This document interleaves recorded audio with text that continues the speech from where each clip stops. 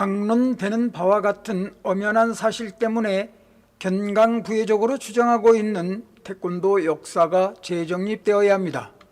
태권도를 유구한 5,000년의 역사를 가진 우리 고유의 전통 무도라고 주장하는 것은 정보통신사회인 현 시점에서는 허구입니다. 발전이란 명분을 내세워 앞만 보고 달려왔다면 이제는 내실을 다져야 합니다. 모방도 창조입니다. 가라데를 모체로 근대 무술로 시작된 태권도가 스포츠라는 성격으로 세계화된 것 그 자체로 태권도는 우리의 것이 분명한 것입니다. 이제는 세계화된 태권도가 태권도 본연의 모습인 무도로서 새롭게 태어나 무도 태권도로 다시 세계화된 태권도의 진면목을 보여야 합니다. 총 68회에 걸쳐 관을 중심으로 살펴본 태권도 영성사, 태권도 반세기, 태권도 현대사, 노병짓 관장의 친필서한을 참고로 해방과 더불어 태동돼 현재에 이른 태권도의 근대사를 재구성해 강론합니다.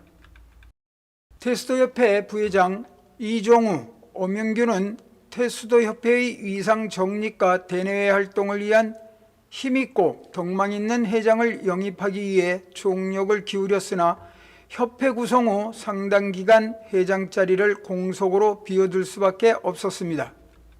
태수도협회 창설 과정에서 2세대들이 중심이 되어 이끌었으나 아직 30대 중반으로 사회적인 힘이 없었던 것입니다. 최용희 장군이 가장 유력한 회장 후보가 될 수 있었으나 민간 태권도계에서 배척을 받고 있던 상황이었습니다.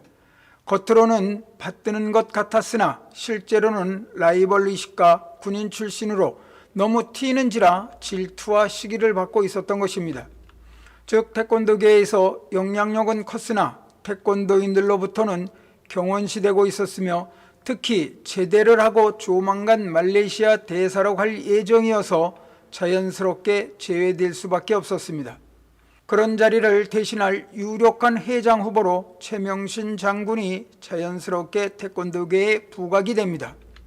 최명신을 추천한 것은 군과 유대관계가 깊었던 엄윤기였습니다. 당시 군사혁명위원회 감찰위원장으로 권력이 있었던 데다 덕망 또한 높았던 최명신이야말로 태권도협회 초대장으로 적격이 아닐 수 없었습니다.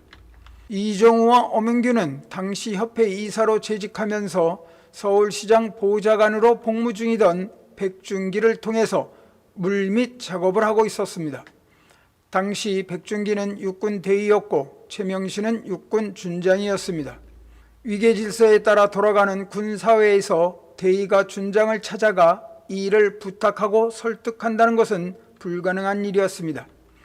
그러나 백준기는 1950년대 중반 최용희가 오도관을 창설해 전 육군의 태권도를 보급할 때 중앙심사위원으로 활약하면서 최명신과 두터운 관계를 쌓아 5.16 전국에서도 감찰위원장실을 절차 없이 출입해 독대를 할 정도로 돈독한 관계를 유지하고 있었습니다.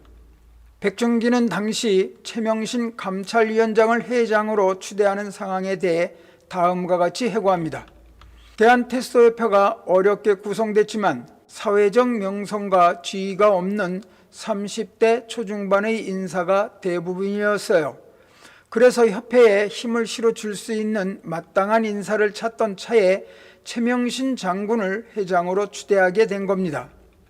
당시 대한체육회 회장은 국가재건위원회 부위원장인 이주일 준장이 맡는 등 사회 분위기상 태권도계도 군세를 업은 인사가 필요했습니다. 당시 감찰위원장의 위세는 서슬퍼런 군사정권 하에서 대단한 것이었지요. 백준기는 이종우, 엄윤규의 부탁을 받고 곧장 감찰위원장실로 찾아가 최명신 장군을 독대해 태권도계 전후사정을 얘기하면서 회장을 맡아줄 것을 부탁하자 최명신 장군은 흔쾌히 승낙하더군요. 최명신 장군의 회장 수락 사실을 나는 재빨리 부회장에게 알렸고 협회에서 공표를 해 일사불란하게 최명신 장군을 회장으로 추대하게 된 겁니다. 이렇게 초대장 영입을 성사시킨 태수도협회는 1962년 12월 대한체육회 승인을 얻어 이듬해 2월 23일 정기총회에서 축구, 야구, 수영 등에 이어 28번째로 정식 경기 가맹단체로 가맹합니다.